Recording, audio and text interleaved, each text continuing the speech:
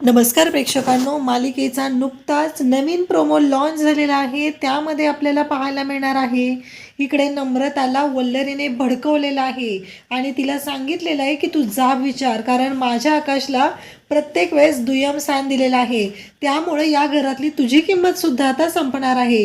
हे सगळं का केलंय ते अर्णवला जाब विचार असं जेव्हा तिला सांगितलेलं असतं तेव्हा मात्र या नम्रताची आता मजल इथपर्यंत गेली आहे की अर्णव राजे शिर्केंच्या घरात राहत असून ती अर्णव राजे शिर्केंवर आरोप करत असते, अर्णवलाच प्रश्न विचारत असते आणि त्याला म्हणत असते की प्रत्येक वेळेस माझ्या नवऱ्याला डावललं गेलंय, प्रत्येक वेळेस माझ्या नवऱ्याला दुय्यम स्थान गेलंय, या सगळ्याला जबाबदार तू आहेस अर्णव राजे शिर्के, तू लूजर आहेस, तू खोटारडा आहेस असं म्हणत त्याला वाटेल त्या शब्दात ती बोलत असते.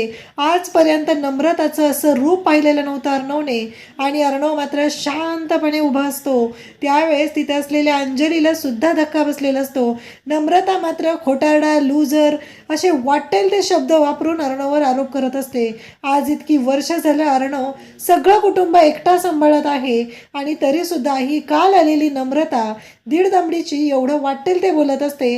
आता मात्र ईश्वरीचा पारा चढतो. ईश्वरी म्हणते, बस झालं ताई, खूप झालं आता असं म्हणत ईश्वरीने खानदिशी त्या नम्रताच्या कानाखाली लगावलेली असते आणि तिला सांगितलेलं असतं की आत्ती झालं, कारण आत्तापर्यंत ज्या गोष्टी घडत होत्या त्या मी शांतपणे ऐकून घेतलेल्या होत्या. त्याचा अर्थ असा नाही की तू वाटेल ते बोलशील.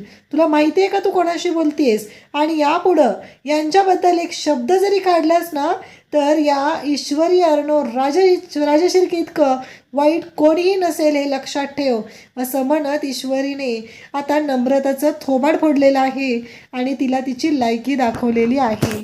अशाच अपडेट्ससाठी चॅनलशी कनेक्ट राहा. थँक्यू.